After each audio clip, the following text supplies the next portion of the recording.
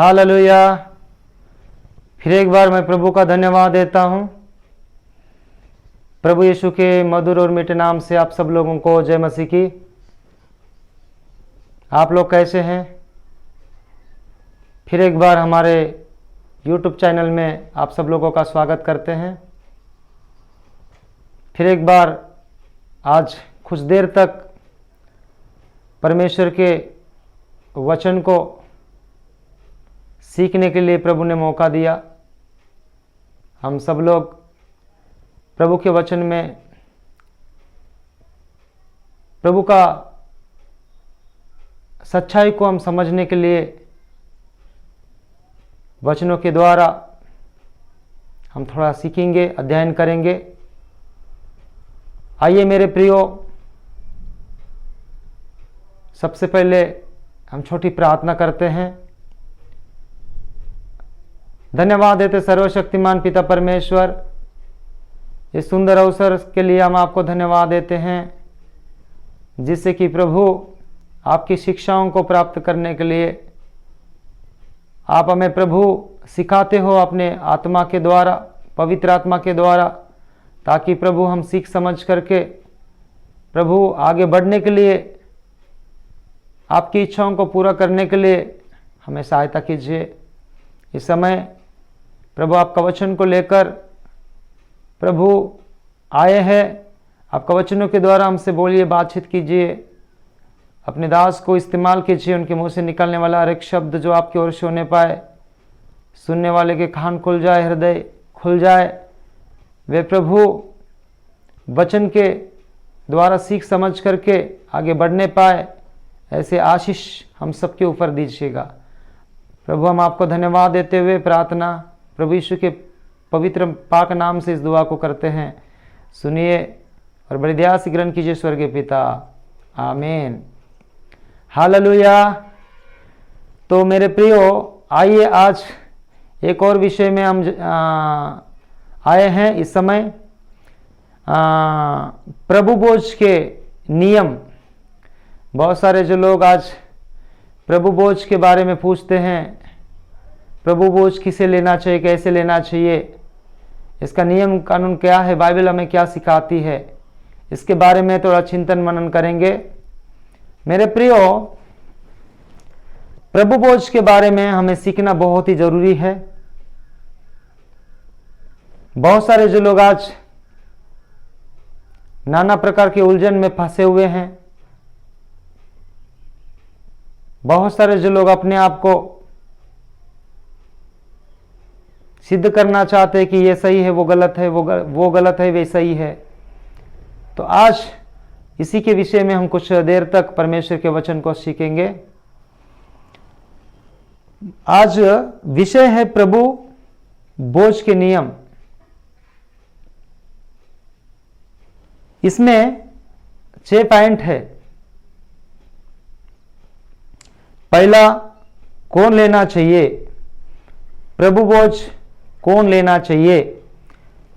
दूसरा, किसके द्वारा लेना चाहिए। तीसरा, कब लेना चाहिए। चौथा, कहाँ लेना चाहिए। और पांचवा, कैसे लेना चाहिए। और छठवा, क्यों लेना चाहिए। ये 6 बातें हमारे लिए बहुत ही आवश्यकता है। तो आज इस बातों से हम कुछ बातों सीखेंगे, और बहुत सारे जो लोग उलझन में हैं वे इस सत्य बातों को समझ करके प्रभु के राहों में आगे बढ़ने के लिए प्रभु सहायता करे। तो सबसे पहली बात प्रभु भोज के बारे में। प्रभु भोज किसे लेना चाहिए, मतलब कौन लेना चाहिए। प्रभु भोज उसे लेना चाहिए जो यीशु मसीह को विश्वास करता है, यीशु मसीह को विश्वास करके मेरा उद्धार करता है करके अपने मुंह से अंगीकार करके प्रभु यीशु मसीह को पूरे मन से विश्वास करके बपतिस्मा लेने के बाद वो व्यक्ति प्रभु भोज लेना चाहिए। आज बहुत सारे जो लोग ये बातों को ना समझ करके चंगाई के लिए, छुटकारा के लिए, आशीष पाने के लिए ये प्रभु बोझ लेना चाहिए करके बहुत सारे जो लोग उलझन में फंसे हुए हैं और उन्हें ये सच्चाई नहीं मालूम है, क्योंकि बाइबल हमें कहती है सत्य को जानो तो सत्य तुम्हें स्वतंत्र करेगा। हम सत्य को जाने बिगर इन चीज़ों पे हम ये करेंगे तो वो हमारे लिए आशीषदायक नहीं पर नुकसानदायक है। इसीलिए जान करके हमने प्रभु बोझ लेना चाहिए। तो सबसे पहले कौन लेना चाहिए? ये वही व्यक्ति ले सकता है जो यीशु मसीह पर विश्वास करके बपतिस्मा लेता है, उसी को लेना चाहिए प्रभु बोझ। मेरे प्रियो, ये प्रभु बोझ किन लोगों के लिए? जो विश्वास करके बपतिस्मा पा चुके वे लोगों के लिए प्रभु बोझ है। क्योंकि परमेश्वर ने अपने बोझ को अपने बच्चों के लिए ही इस बोझ को तैयार किया। परमेश्वर के बच्चे बनने के लिए सबसे पहले आपको विश्वास करना पड़ेगा। दूसरी बात, आपको बपतिस्मा लेना पड़ेगा। हमें बाइबल शिक्षा देती है जो प्रभु का वचन को ग्रहण करके विश्वास किया है वो परमेश्वर का संतान होने का अधिकार मिल गया है। दूसरी बात, उसी में बपतिस्मा यानी एक नया जन्म होता है। जब एक नया जन्म जब तक नहीं होता तब तक परमेश्वर का पुत्र कैसे बनेंगे? तो हमें बाइबल सलाह देती है जल और आत्मा से जन्म लेना। जल और आत्मा का मतलब बपतिस्मा, ये दो चीजें मेल होना चाहिए। तो उस विश्वास करके यीशु मसीह ही मेरा परमेश्वर है, यीशु मसीह के बारे में परिपूर्णता से जानने के बाद आप विश्वास करोगे ये मेरे लिए जरूरी है करके बपतिस्मा लोगे तो आप परमेश्वर का पुत्र बनोगे। जब आप परमेश्वर का पुत्र बनोगे तो परमेश्वर आपको स्वीकार करेगा और वो जो परमेश्वर का विधि अपने बच्चों के लिए प्रभु बोझ के लिए दिया गया वो विधि में आप सम्मिलित होकर के प्रभु की आशीष पा सकते हैं। तो मेरे प्रियो, आपको ये बातें समझना बहुत ही जरूरी है। उदाहरण के लिए हम देखते हैं बाइबल में मत्ती रचित सुसमाचार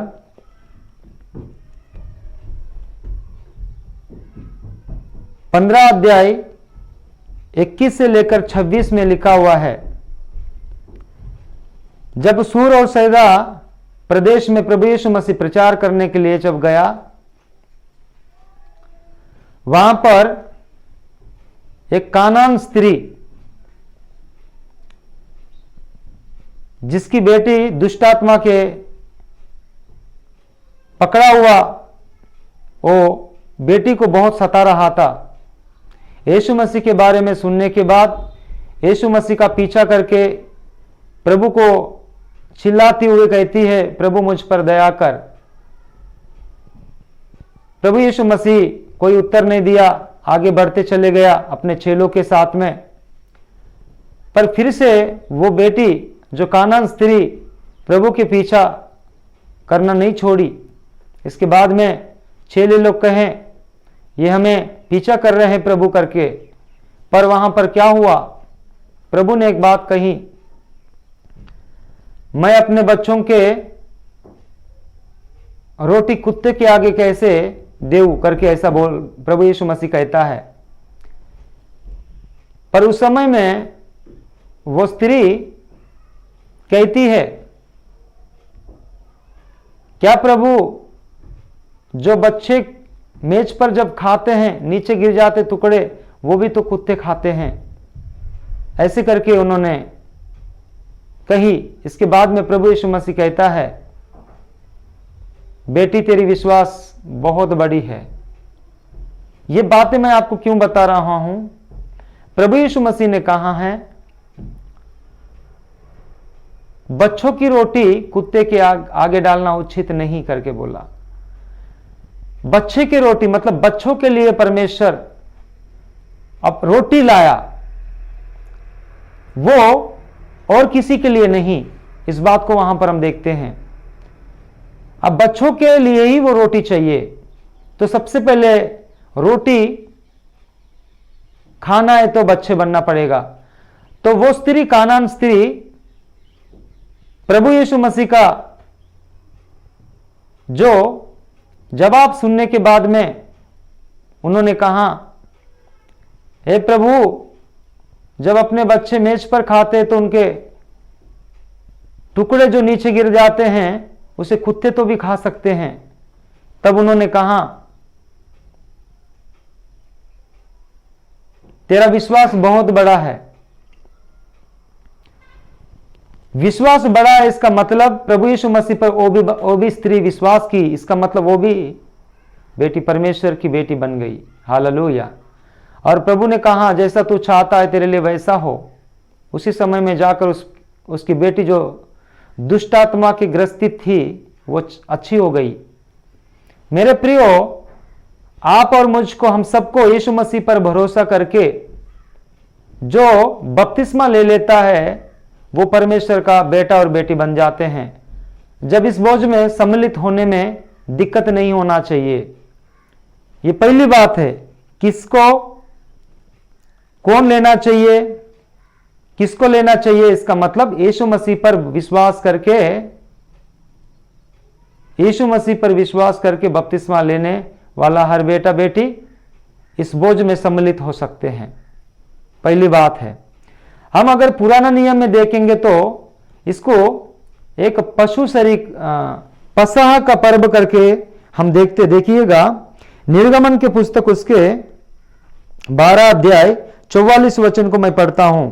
निर्गमन के पुस्तक 12 अध्याय 44 वचन को, पर जो किसी का मोल लिया हुआ दास हो और तुम लोगों ने उसका खतना किया हो, वह तो उसमें से खा सकेगा। खतना किसको दर्शाता है? खतना बपतिस्मा को दर्शाता है, एक नया जन्म को दर्शाता है। मोल लेना करके लिखा हुआ है। मोल लेना मतलब कोई परदेशी लोग हो उस समय में इजराइल लोगों के बीच में जब वो लोगों के लिए एक प्रभु आरून और मोसेस के द्वारा एक पर्व का विधि रखा था, पसह का पर्व का विधि। वहां पर उस विधि किसके लिए? इस्राएल लोगों के लिए। पर वहां पर लिखा हुआ है 43 वचन में, पर यहोवा ने मूसा और आरोन से कहा, पर्व की विधि यह है, कोई परदेशी उससे न खाए। मतलब दूसरे लोग नहीं खा सकते, परदेशी लोग नहीं खा सकते। पर वहां पर लिखा हुआ है, पर जो किसी का मोल लिया हुआ दास हो, तुम लोगों ने उसका खतना किया हो, वह तो उसमें से खा सकेगा। हालेलुया। परदेशी भी क्यों ना हो, मतलब कानान स्त्री वो एक परदेशी के समान थी, पर जब उन्होंने परमेश्वर पर भरोसा करने की वजह से वो परमेश्वर की बेटी बन गई है। सबसे पहले परमेश्वर की बेटा बनना चाहिए, क्योंकि मोल लेना कुरिन्थियों के पुस्तक में लिखा हुआ है, परमेश्वर यीशु मसीह ने मोल लिया अपने लहू के द्वारा। और खतना का बपतिस्मा में खतना का मतलब नया नियम में एक बपतिस्मा, इस बात को हम देख सकते हैं। तो मेरे प्रियो, आपको और मुझको जब इसी पसह के बारे में लिखा हुआ है ना, देखो नया नियम में भी लूका रचित सुसमाचार उसके 22 अध्याय में लिखा हुआ है। लूका के पुस्तक उसके 22 अध्याय में इस पसह के बारे में भी लिखा हुआ है। देखिएगा 22 अध्याय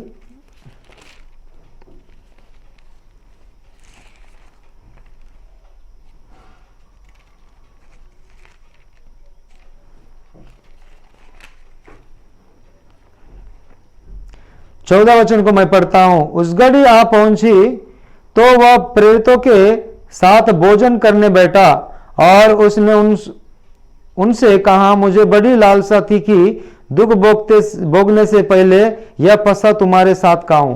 पसा यहां पर भी लिखा हुआ है।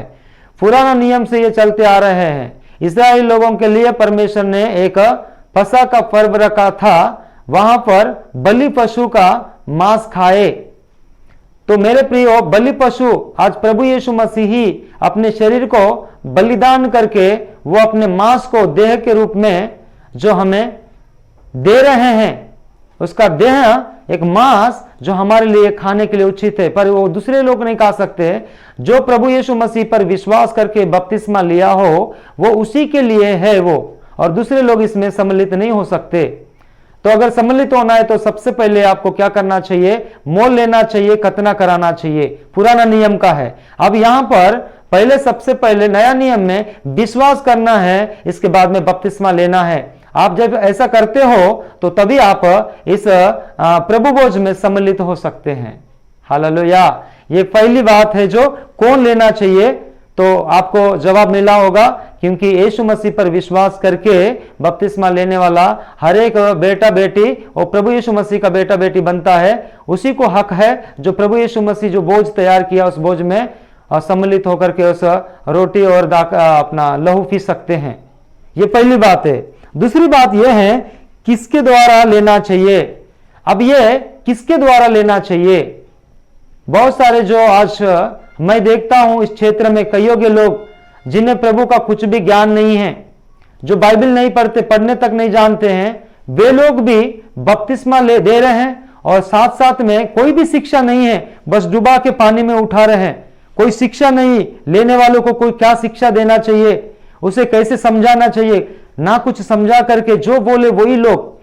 कुछ लोग स्त्री लोग भी है जो कुछ भी शिक्षा नहीं है उनके पास में, बाइबल की कोई ज्ञान नहीं है, फिर भी वो जाके पानी में डुबा दे रहे हैं, बपतिस्मा हो गया और वो लोग प्रभु भोज दे रहे हैं। एक दाखरस लेकर के, एक रोटी को दे करके सबको ये खाना चाहिए करके दे रहे हैं। प्रियो, ये उचित नहीं है।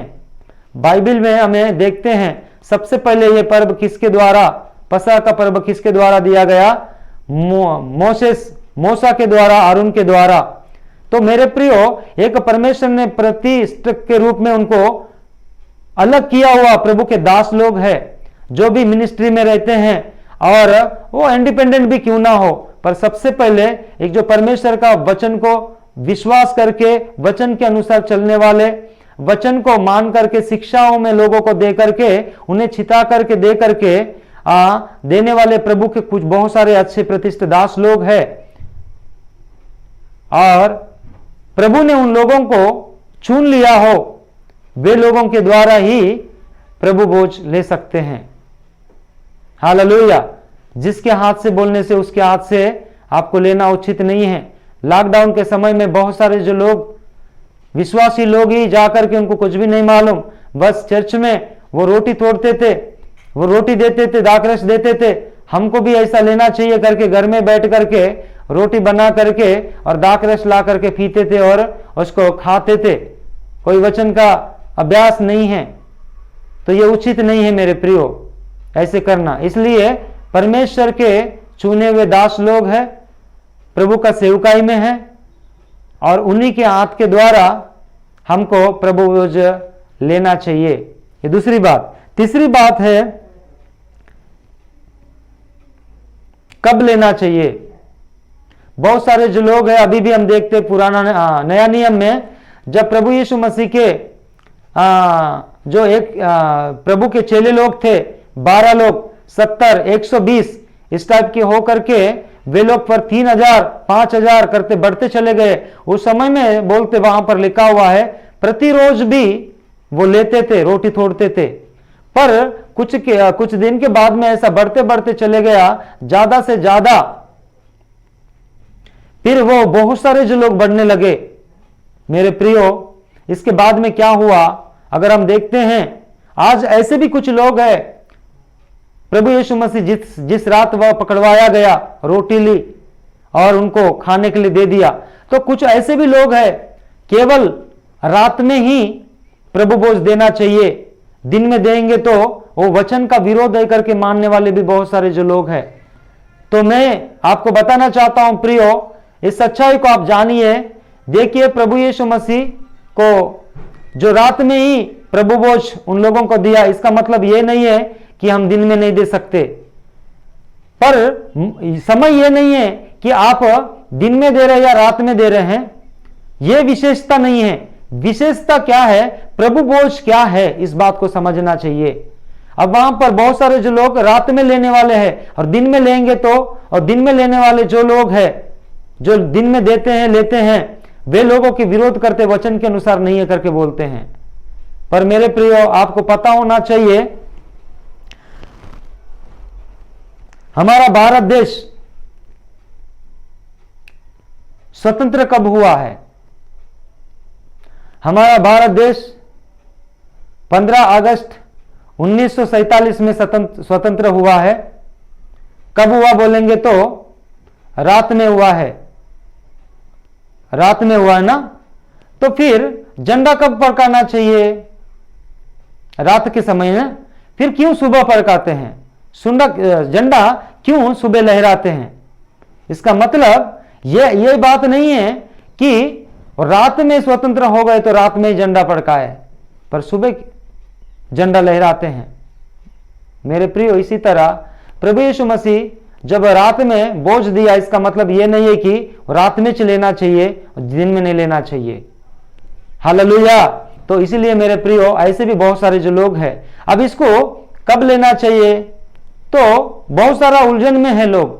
पर उस समय में जो आदि कलीसिया क्या करते थे, रोज रोज प्रतिरोज जब भी वे लोग मिलते थे रोटी तोड़ते थे करके बाइबल में लिखा हुआ है। पर संख्या जैसे जैसे लोग बढ़ते चले गए, पर सब लोग एक साथ सम्मिलित नहीं हुआ करते थे। बाद में इसको चेंज किया गया, बाद में वे लोग रविवार को ही लेते थे। आज बहुत सारे चर्चों में हर रविवार को दिया जाता है। कुछ चर्चों में बहुत सारे लोग होने के कारण बहुत कलीसियाओं में महीने में एक बार दिया करते हैं। कुछ चर्च में, कुछ कलीसियाओं में 2 महीने में एक बार। तो आप हर रविवार को ले रहे हैं क्या? हर महीने ले रहे हैं क्या? 2 महीने में एक बार ले रहे हैं? आपका परिस्थिति कैसे है उसके अनुसार आप लीजिए, कोई दिक्कत नहीं है। आप रोज मतलब हर रविवार को भी लेना कोई गुनाह नहीं है, या फिर 1 महीने में एक बार लेना भी कोई गुनाह नहीं है, 2 महीने में भी एक बार लेना गुनाह नहीं है। पर कैसे ले रहे हैं उसको समझ कर, उन सारे चीजें हमको समझदारी होना चाहिए। हालेलुया। इसलिए उस समय में हर रोज रोटी तोड़ते थे। पर आज भी कईयों के लोग जो सोमवार, मंगलवार, बुधवार, गुरुवार कभी भी मतलब देते हैं, पर प्रभु का वचन के आधारित पर शुरू में तो हर रोज करते थे, पर धीरे धीरे जैसा लोग बढ़ने लगे, आगे जा करके वे लोग रविवार को ही देने लगे, प्रभु भोज लेने लगे। तो आज भी हम लोगों को जब, क्योंकि रविवार हम सब लोग मिलते हैं एक साथ मिलने के बाद में वहां पर रविवार को ही लेना चाहिए। हो सके दिन में हो चाहे रात में हो, पर रविवार को लेने से अच्छा रहेगा करके ये बाइबल के अनुसार ये मेरा सलाह है। तो ये तीसरी बात, कब लेना मतलब एक रविवार को लेना चाहिए, हो चाहे आपका परिस्थिति कैसे क्यों ना हो, दिन में भी ले हो, या किसी के चर्च में 3 कलीसिया को चलाना पड़ता, 4 कलीसिया को चलाना पड़ता है, तो सब एक जगह पर नहीं, अलग अलग जगह पर। तो आप अपने हिसाब से, वो लोग, वो पास्टर, वो प्रभु का दास, वो दिया जाता है। तो इसका मतलब ये नहीं है दिन में देना गलत है, रात में देना सही है, और रात में नहीं देना, दिन में देना ही सही है, ऐसा कुछ नहीं है। तो पर आपको मालूम होना चाहिए कि रविवार को ही देने से अच्छा रहता है, और रविवार को लेना चाहिए। ये बाद में अपने को प्रेरितों के काम 18 से 20 अध्याय में जब हम पढ़ते हैं तो ये बातें हमको सीखने के लिए मिलता प्रेरितों के काम में। हालेलुया। तो इसी तरह, और चौथी बात, कहां लेना चाहिए? कहां लेना चाहिए बोलने से, आज बहुत सारे जो लोग क्या करते, अपने घरों में बैठ करके बस एक जो भी 1-2 लोग रहते हैं, जब बोले तभी रोटी वो तोड़ते हैं। तो ये सारा ठीक नहीं है। तो हमको एक कलीसिया में, एक चर्च में, मैं ये नहीं कह रहा हूं 2 लोग बोलने से कलीसिया नहीं होता है, 3 लोग भी कलीसिया होता है, पर मेरे प्रियो, एक कलीसिया यानी एक प्रभु का वचन के आधारित पर चर्च में, कलीसिया में जब हम बहुत सारे जो लोग एकत्रित होते हैं उस समय में हमको प्रभु भोज लेना चाहिए। यह चौथा पॉइंट है। पांचवा, कैसे लेना चाहिए, कैसे लेना चाहिए पर हम थोड़ा सा देखिए कुरिन्थियों के पुस्तक में वहां पर लिखा हुआ है हमको, कुरिन्थियों के पुस्तक पहला कुरिन्थियों उसके 11 अध्याय, वहां पर लिखा हुआ है 27 वचन को मैं पढ़ता हूं। इसलिए जो कोई अनुचित रीति से प्रभु की रोटी खाए या उसके कटोरे में से पिए वह प्रभु की देह और लहू का अपराधी ठहरेगा। देखो, मतलब अनुचित रीति से लेना मतलब अयोग्य बन करके लेना उचित नहीं है। बहुत सारे जो लोग उनको पता ही नहीं है, बस एक प्रसाद के समान आकर के खा लेते हैं प्रभु भोज।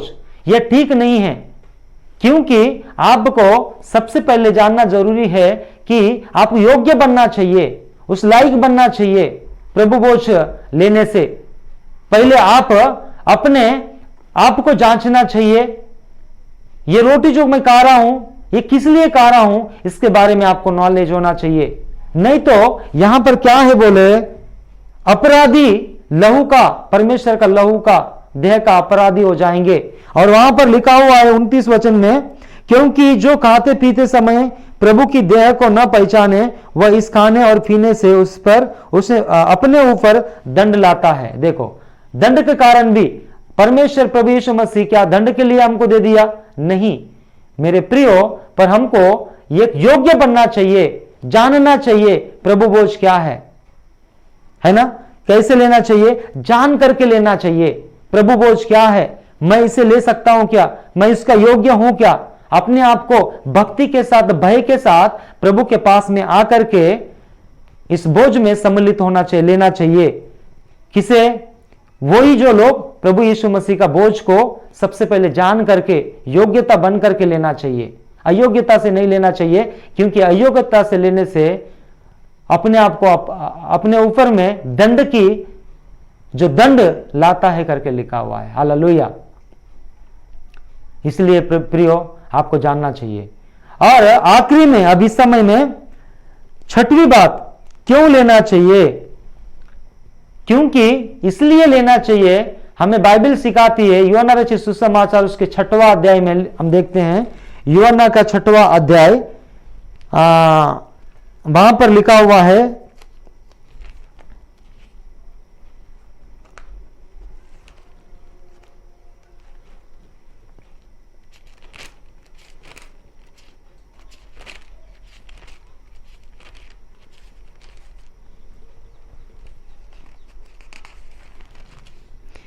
इनका वचन को मैं पढ़ता हूं।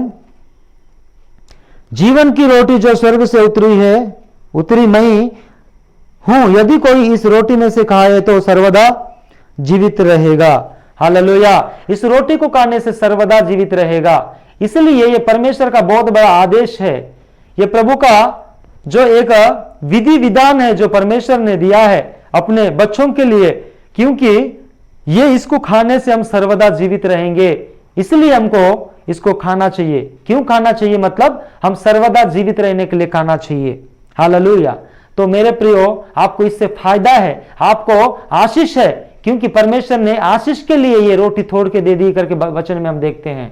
तो आप सर्वदा जीवित रहना है तो इसे खाना चाहिए, है ना? पर आप योग्यता के साथ खाना है, अपने आप को जांच के परख के खाना चाहिए। हालेलुया।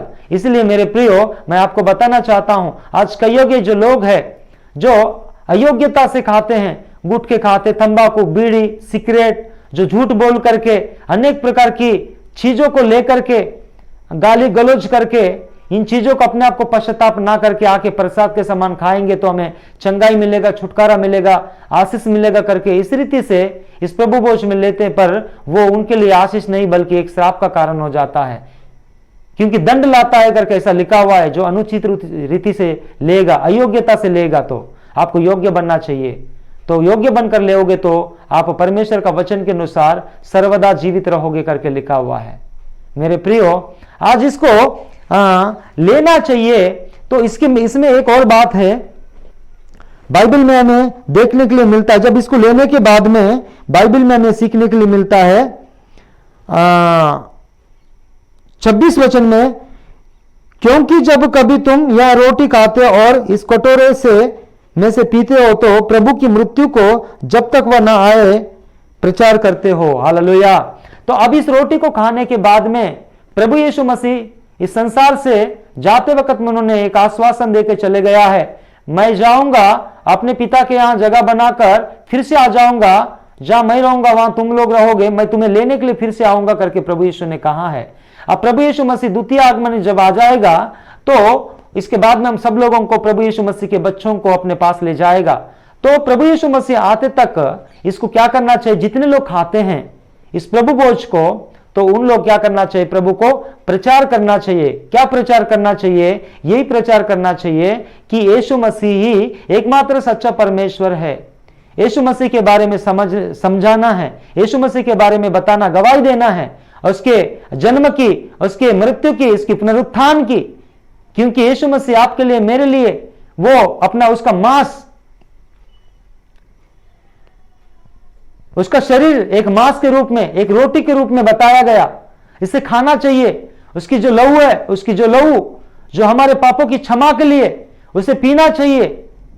क्योंकि ये दाखरस जो हम पीते हैं वो एक प्रभु का लहू में दर्शाता है, और रोटी लेते हैं उसका अंग, एक देह, एक रोटी को तोड़ करके, मतलब एक कलीसिया को स्थापना किया, अपने अंग को दे करके, अपने लहू को बहा करके मोल लिया। इसलिए मेरे प्रियो, हम सब लोग भी प्रभु के देह वाले देह है। क्योंकि ये जो पूरा बॉडी कलीसिया परमेश्वर का एक देह है, यीशु मसीह उसका सर है।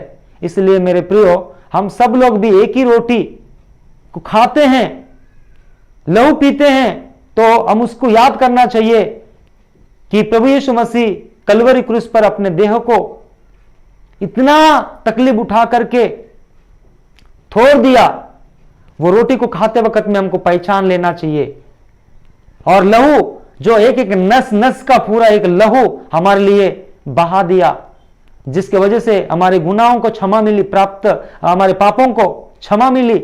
ऐसे समझ करके उसको याद करते हुए हम खा करके फिर से एक बल पाकर, आशीष पाकर हम प्रभु के द्वितीय आगमन तक उनके प्रचार करते जाना चाहिए। जैसे हम बच गए, लोग भी इसके खाने के लिए उन्हें शिक्षा देना चाहिए, बताना चाहिए, गवाही, सुसमाचार सुनाना चाहिए। तो ये इस तरह हम करेंगे तब परमेश्वर के आज्ञाकारी कम बनकर आशीष पाएंगे। हालेलुया। इसलिए हम 6 बातें सीखे हैं। पहली बात है आज पहली बात, कौन लेना चाहिए, मतलब प्रभु भोज का नियम कौन लेना चाहिए, इसके बारे में हमने सीखे हैं। किसके द्वारा लेना चाहिए, कब लेना चाहिए, कहां लेना चाहिए, कैसे लेना चाहिए और क्यों लेना चाहिए।